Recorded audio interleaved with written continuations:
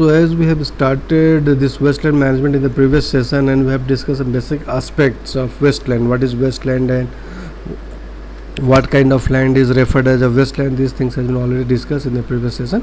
So in the continuation with that, we'll discuss this again. We'll discuss today this the classification and the management of wasteland, right? That need to be discussed today itself, and I'll try to finish it so that you can understand the aspect properly. So first brief you what we have discussed in the previous session. So as we all know that what is wasteland. So wasteland basically as we have already studied, that refers to the degraded lands, isn't it, that are not utilized at its full potential, or what the potential of the land is there, the utilization not at that level, right? And the land that is deteriorating because of lack of either the lack of, you can say that, not proper soil management is there, or water management, or any either through the human interference or through this natural causes, right? It means the land has to be get degraded. Fine. And then the wasteland has been created by all these activities through the natural or the man-made activities, as I told you. And through this what the other procedure has to be worked for wasteland. And when we have said that there is a development of wasteland, so development of wasteland is because of the influence of this environmental factor, chemical and physical properties of soil. First thing is that, and second is the management constraint, right? So management, these two things has been responsible for any kind of development of wasteland. Again I am repeating, environmental, chemical and physical properties of the soil, or management constraints, right? Fine. So, or if you talk about some specification related to the wasteland, so the Wasteland Development Board, right? States has the Wasteland Development Board, center has also this kind of development board. So Wasteland Development Board and some like institutions, right, they have their another consideration related to the wasteland. So basically as per the view of board, right, all those categories of land which are not under the use of forest, pasture and cultivation is wasteland. Try to understand properly. What the general understanding of wasteland is any degraded land or the land which is not used for its fullest potential, right? This is another meaning of wasteland, and some second meaning of wasteland that has been given by this Wasteland Development Board, as I told you, that all those categories of land which is or which are not under the use of forest, pasture and cultivation, right? This kind of view has been given by this Wasteland Development Board. And some other view has been also proposed. If you have to understand the wasteland through the view of utilization,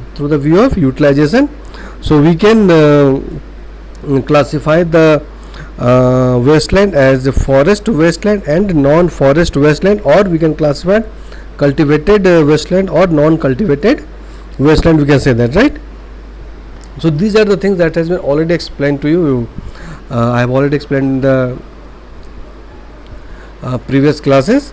So now we have to discuss the management part and the classification, how the wasteland has been classified, and all this classification we are discussing in the context of India, right? So when this classification has to be made, so there are certain agency has to work for the classification, agency like Ministry of Rural Development, then we have a National Remote Sensing Centers, then ISRO, then Department of Space, you all know that, then Government of India, then Wetland Atlas of India. So all these agency has to work, and then the classification has been made related to the wasteland, right? So these are the basic these are the essences that are responsible for the classification here, right? So causes we have already explained, causes, basic causes for wasteland development, as we know that deforestation we have discussed, over cultivation, grazing, all these aspects are already explained to you, right? Today we will discuss this classification and the management, but before moving further we should understand the objective of wasteland management. After that we will start the classification. It means if you have to reclaim the wasteland, what the purpose, why we are supposed to manage the wasteland. So these three important thing has to be there that one need to understand related to the objective of wasteland management. First, requirement of fuel wood, fodder, timber and other forest products in rural areas, right? Because nearby the forest or nearby this wasteland, basically rural area has to be established. The human settlement is like that, and the basic needs of human settlement of nearby this wasteland areas, they need fuel wood, they need fodder for their cattle, they need timber for either the house construction or some other kind of activities, and some other forest product, and that can be used also as their economic upliftment, right? Then soil conservation, because this is one of the important things that we need to understand, as we have already understand that what is wasteland. So wasteland is caused because of the soil degradation, right? So we have to make certain measures for soil conservation, and this is most important, ecological balance, groundwater recharge and healthy food web, right? Because if areas get degraded, so obviously it has an impact on their microclimate on that particular area.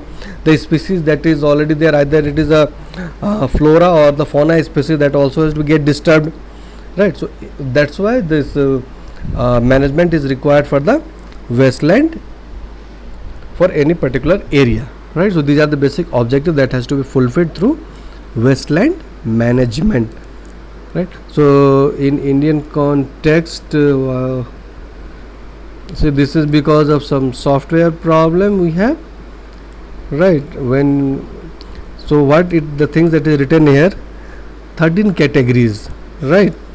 13 categories basically of land, 30 categories of land that is classified under wasteland in India. The things has been written over there.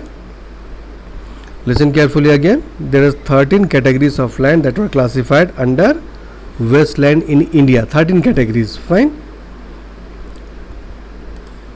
So these are the 13 categories. You can first read that.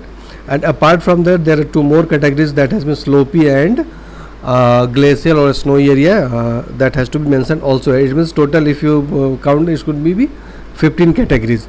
But initially that is 13 category has been proposed. So gully, then upland, scrub, waterlogged, land affected by salinity, shifting cultivation area, underutilized, degraded pasture, sand, deserted, mining, industrial, barren, rocky, steep, slope area, snow covered land, glacier, degraded land under plantation crops. So these are the certain categories that has been developed for classification of wasteland in Indian context. So one by one we will try to understand what it is and how it has to understand what the mitigation process or how we can reclaim the wasteland. So let's start this gullied or ravenous land. So first we need to understand what is gully. You just look at all these images here. This kind of a structure or the formation on the soil is called gully, right? If you look at the image, so this is basically a narrow channel, isn't it? And generally the narrow channel has been formed when the surface water flow increases, right, in response to the clearing and excessive use of land. Try to understand properly here. There is a narrow channel formation is there, and you people already studied during your soil science. There is certain stages of soil erosion, right? That is started from the splash to the gully formation. If you remember that, you have a splash, then you have a sheet, then you have a rill, then you have a gully formation is there, right? So because of this surface water flow, this narrow channel has to be formed there, right? And not only that, there is another reason is also the excessive use of land. It means there is no proper mechanism that has been applicable while we are using the land. You are changing the land use pattern, and so because of this, again you are able to get this narrow channel of here. And then you can add some more factor for formation of gully, like rainfall or the topographical structure of any area. You can say that slope. So these are the certain reason for which this gully formation is there. And you just look at the image itself. This gully is this kind of narrow channel, and if it will be continuously there, so obviously the whole land will get degraded and which have no use there itself, right? And if more gully will be formed, as you look at there, more gully formation is there, or you can say that the network of gullies. If there is a network of gullies will be there, so network of gully is called ravine. You have already heard this word, you have studied that, the network of gully is called ravine, right? Ravine. So that's why gullied or ravinous land we have discussing here. Have you get that? Narrow channel termed as a gullied, and the network of gullies is referred as ravine. Is it clear to all of you now up to this point? Have you understand the concept of gully and ravinous land?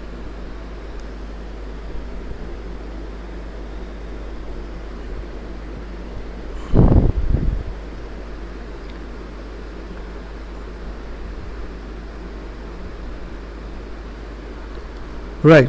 So after understanding, there is two. You can say there is two categories of ravines also there. The two categories of ravines is medium ravines and the deep ravines. So just look at the structure. You can easily understand that this medium ravines basically with the depth of there is certain parameter has been given. It has when the depth of gully ranging between 2.5 to 5 meter. Try to understand that.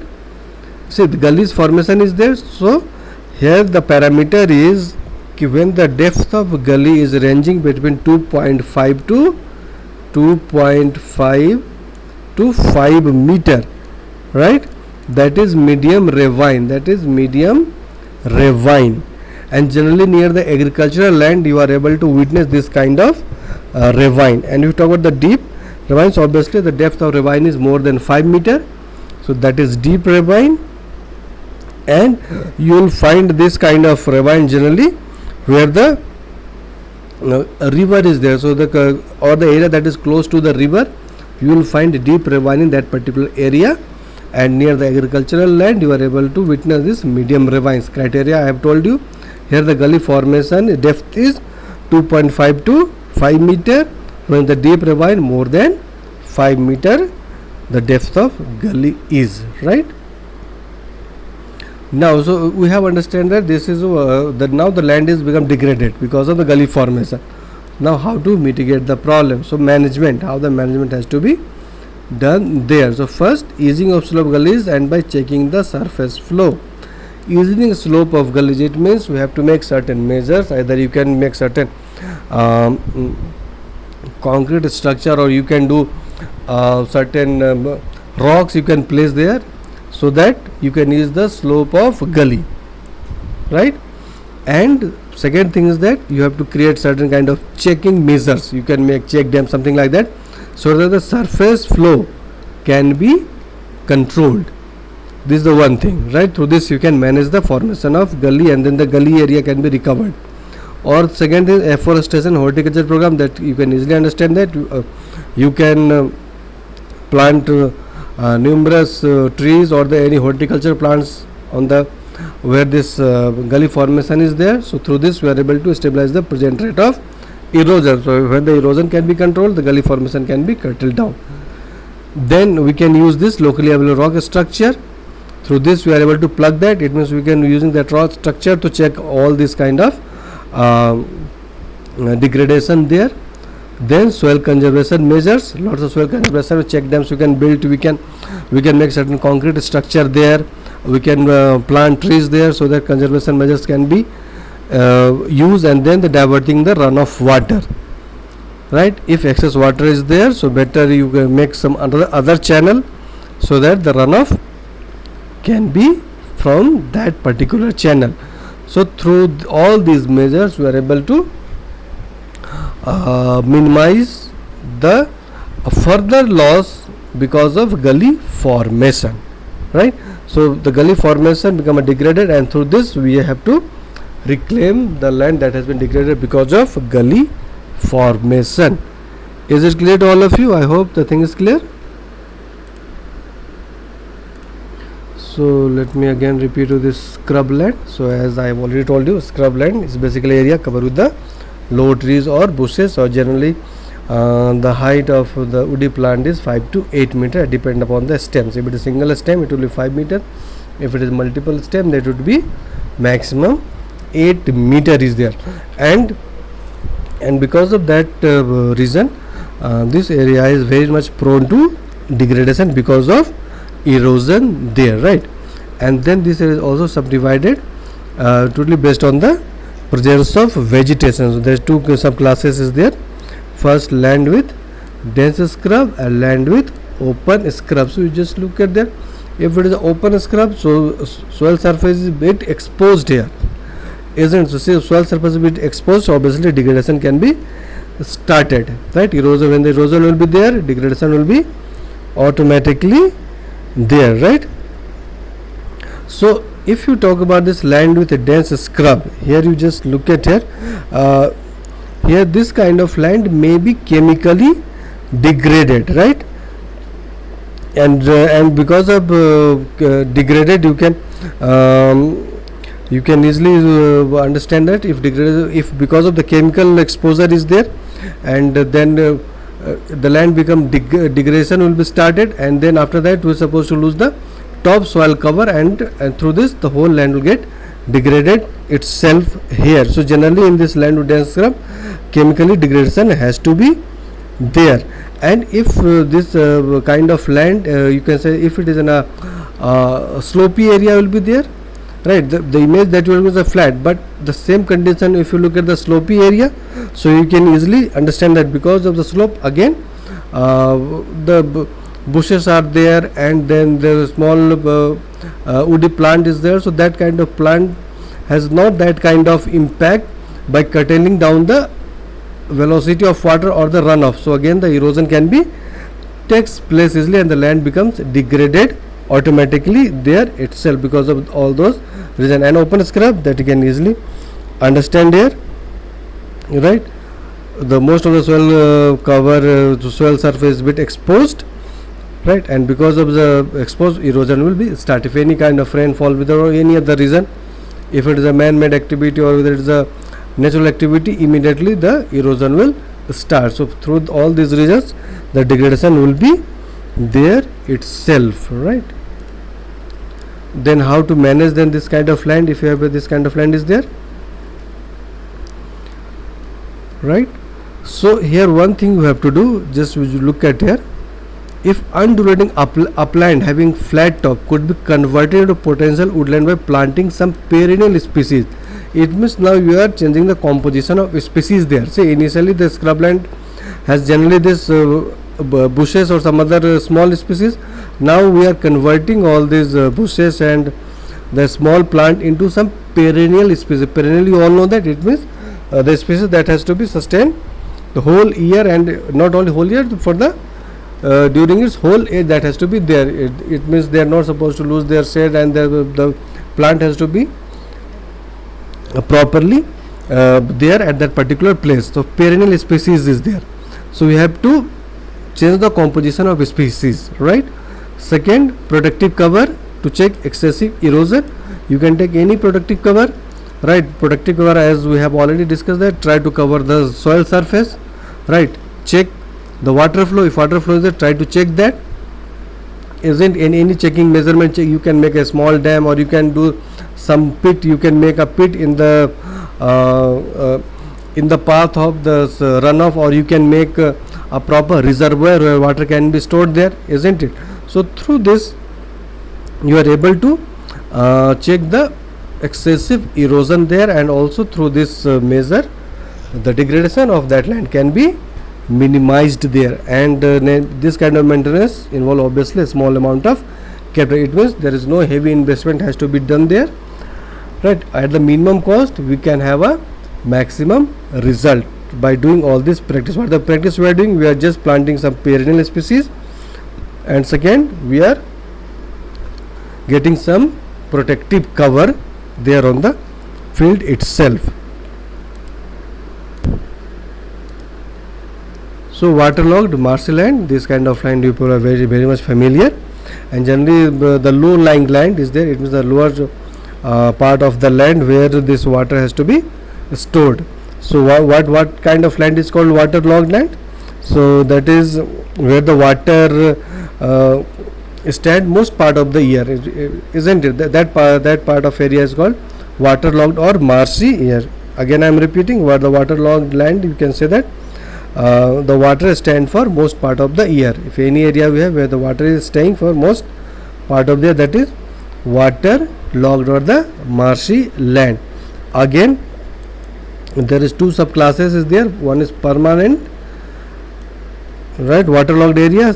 Second is seasonal waterlogged area. Seasonal, you can easily understand that generally in the monsoon, on if you have any kind of precipitation, and precipitation amount is more, and there is drainage congestion, it means there is no proper facility for drainage.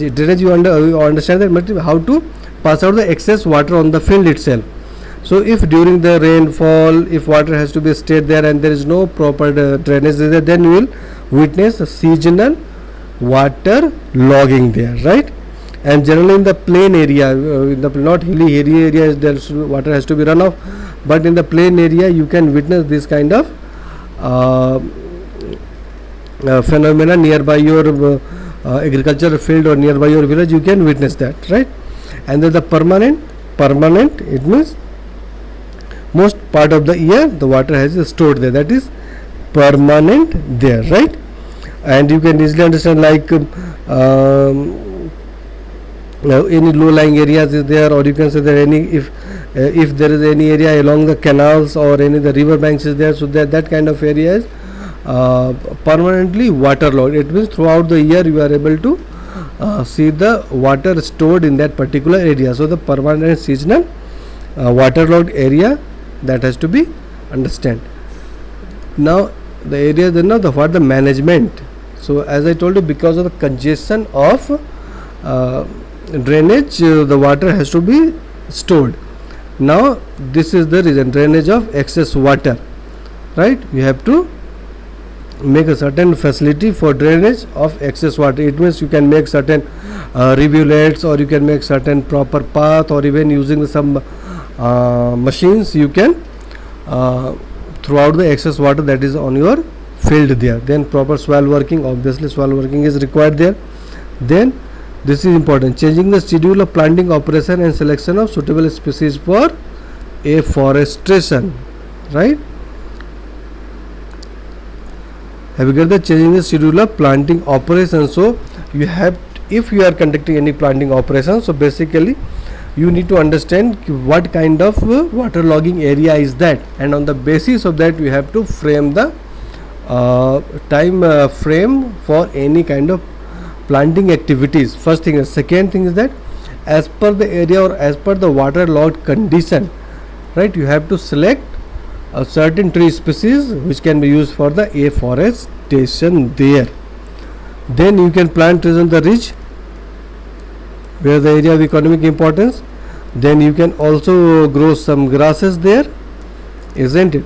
So these are the certain management practices there, and through this management we can have some economic advantage. What the economic advantage there? We can convert those waterlogged area into a small pond or the tank where the fishes, look at there, fish or any kind of plant, or if this fishes activity or the plant that can grow on the water, as you have heard nowadays the hydroponic activity. So this kind of practice can be done there. It means we can convert the land which is initially termed as a degraded into some economical advantageous position by doing this management activity, right? Now the other kind of degraded land affected by salinity alkalinity, as you look at the image itself, right? Because if there is high exchangeable sodium is available there, or have if the land has excess soluble salt, so you can see the image itself, this kind of feature you are able to witness on the soil itself, right? And you can and the image clearly shows that there is a proper layer of salt on the soil surface. If this kind of condition will be there, again the land become degraded because there is no use of land for any purpose, isn't it? And this salinity is caused because of this capillary movement of water. That you need to understand, the capillary movement of water, and obviously during the extreme weather condition, right? If you say the extreme weather condition will be there, it means the temperature is bit high, then because of that you will see this salt surface on the soil itself, right? So if you'll get this kind of thing is there, so how the mitigation process will be there, isn't it? And even in this salinity, again there is a two subclasses you can understand. One is the moderately saline or strongly saline, right? So it means the amount of salinity is the you need to first estimate the amount of salinity, right? What kind of salinity condition is there, on the basis where you can classify moderately saline or strongly saline there, right? Fine. So generally in the alluvial plains, you can witness this moderately saline or the alkaline land, and obviously those areas which is totally salt affected, the strongly saline you are able to see there itself. Now how to manage? So there are three management activity can be carried out: scrapping, flushing, leaching, right? So scrapping means you have to remove the salt that has been accumulated on the soil surface by mechanical means. It means you are using any kind of machine, right? Or if it is a small land, so you can do on your own. You are just removing the salt that has been accumulated on the soil surface. That is scrapping. Now flushing means washing away the surface, right, by water. You are washing away the surface by flushing water over the soil. The soil surface is there, on that the deposition of salt will be there, or the saline level, and then you are using water to wash away that surface, right? This is called flushing. Now leaching you all are very much familiar, and this is most effective procedure for removing salt, right? This is the things one need to understand. Despite you have scrapping, flushing is there, but still leaching is the most effective procedure, and you all have understand what the leaching process there. So we are using the excessive fresh water, right, and allowing it to infiltrate. Try to understand that. Have you get that? In the leaching, what the process there? We are using fresh water on the soil surface, and we are allowing that water to infiltrate. So through this infiltration process, this salinity can be reduced. Is it clear? So this is the management practice for the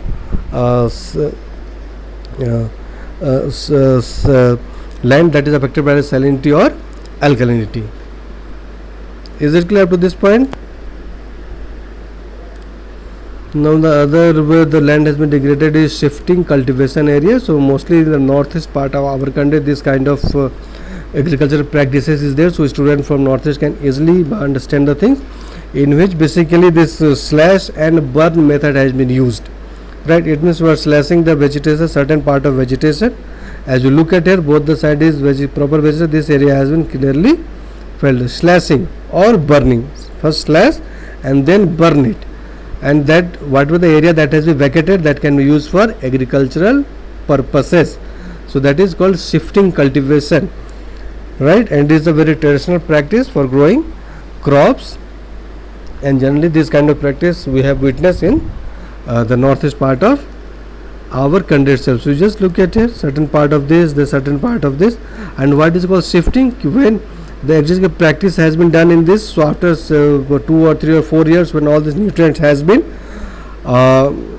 finished, or there is no proper nutrient is there to support the crop production, they are shifting to some other part of forest. Again they are slashing and burning, and then cultivation practice has to be started again. That's what is called the shifting cultivation areas, and through this those areas which is left barren become degraded, right?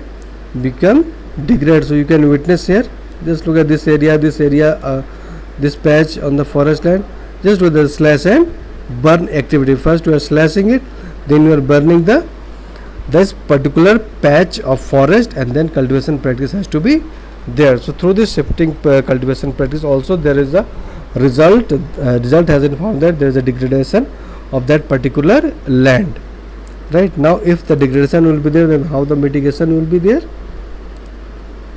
So what the management? So this is educative workshop for the villagers. It means we have to make certain kind of awareness, and you people already studied, there is one subject in your syllabus, extension education.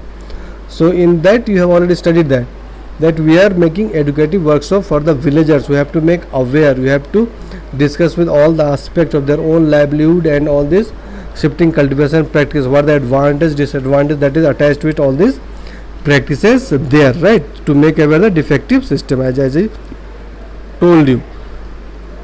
Now since in the this kind of practice already from the traditional time, so and the whole livelihoods depend upon that kind of practice. So if you have an intention that we have to stop the shifting cultivation, so first you have to make an alternative arrangement for their living. Ki what the other work that that the whole village or the whole population will do for their living, if alternative arrangement can be made, then the practice of shifting cultivation can be minimized there. And what the things, motivation to adopt scientific method of agriculture practice to check the present rate of degradation. So rather than doing these traditional practices, you can teach them, you can aware them, you can make introduction of new technological advancement in the field of agriculture, and through this you are able to you are able to minimize the further degradation of the land or the forest area that is there. Okay, now we know the scrub forest. A scrub you already understand that. So where the whole land we have discussed, here the forest we are supposed to discuss here, right? So scrub, you know that obviously the bushes and the small plant we are talking about. So in this there is two subclasses is there. First, scrub dominated degraded forest land. Try to understand that. Scrub dominated degraded forest land, and second, agriculture land inside the notified forest area. Have you get that? Let me show you some image. Through this you can understand that. So there is two area, just look at here. First is scrub dominated degraded forest land. Scrub are there but the area is degraded. And second, you can look at the agricultural field. So agricultural land inside the notified forest area, right? So if it is scrub, so there is no perennial plant is there, so plant has to be died in few years, so the land become again get exposed again. If in this area this agricultural practices is there and the irrigation method is not properly applicable, and if the traditional practice of agriculture is there, so because of all this reason this area can be degraded, right? Maybe in few years, isn't it? The area can be degraded there, and degraded area can convert to a certain wasteland. It means again the utilization can be problem for that particular area. So that is scrub forest subclasses that I have explained to you, isn't it? So what the mitigation measures or what the management plan, again the management plan I have already explained to you. So better you promote this perennial species, and if agricultural practices is there, so you can aware the locals or the people related to some how to modify their traditional practice into the modern method, what kind of fertilizers that can be used, what the species that need to be selected, so that the fertility of soil can be maintained and the erosion can be curtailed down. So this is a certain management process for this scrub forest area, right? So that I have explained to you, motivating, training and educating locals, that I have already explained to you, right? It means one line you can say that, even you can use this line in your extension education: invest in people than in land, right? Because to make aware people is easy task rather than for the land, because if you are doing any kind of check practice in the land, it will the result will show in a few years, not you will get immediate end result. But if you are going to train the locals, if you are awareing them, you are motivating them, you can immediately see the results. And if you are motivating them for protecting their land, protecting the forest, you are training how to protect that, you are also educating the new technology, the new advance that is coming to the picture. So this you can do the long term planning for sustainability of certain area, and degradation can be minimized in such a way, right? So these are the certain management practices there. and we can do all this practice through the extension program. Is it clear to all of you now?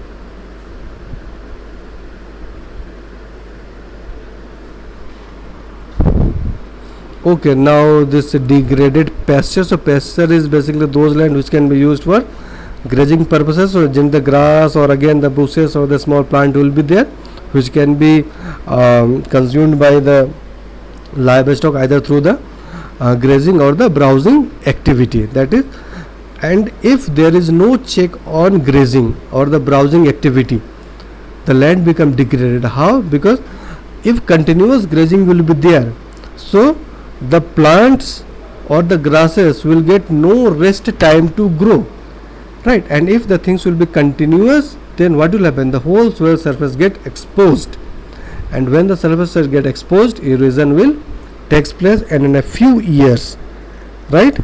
And you can easily say in a few years the land become degraded there, right? Have you got? And generally this pasture is obviously the non-forest area, and it may be permanent pasture, it may be temporary there, but the thing is that the things is not controlled, and because of non-controlled grazing or browsing, the degradation will be started there. Is it? Have you get that? Now how to manage? Then how to manage that? So as I told you, by reseeding and allowing time for regeneration, right? It means you have to start the practice of controlled grazing. It means for few time, for few months or for the few weeks, we have to stop grazing in certain area, right? Obviously you can't do at whole area, so you can divide the area into certain parts. So you can start from here. Okay, first year there is no grazing in this area, and you are reseeding the grasses and other plants. Then second year there is no grazing, third year there is no grazing, and the fourth year, right? So by the time grazing will start, the plant will get the fourth year plant, right? And so on, the cycle will be there. Have you get the concept now? So allowing time for regeneration is required. Then planting new fodder forage crops, obviously when you provide the time, so you can plant some new crop there that can be used for as a fodder or forage for what I'm saying, for the livestock that is there itself. And how you can do that? So obviously you have to motivate and demonstrate the farmers regarding the usefulness and economic advantage of stall feeding rather than open grazing, right? You have to make aware. So all these things are okay, how to grazing can be cycled, how the grazing can be controlled. These things need to be properly educated, or you can say that you have to demonstrate, you have to aware the local farmers, right? And then management of that particular degraded pasture will be there. Is it okay? Have you get the concept of this point?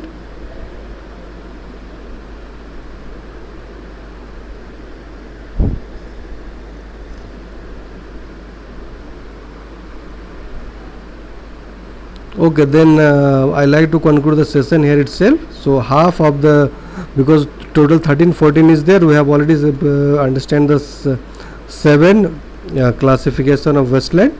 In the next session we'll move at the next 7 classification, right? So this all about for the today's session.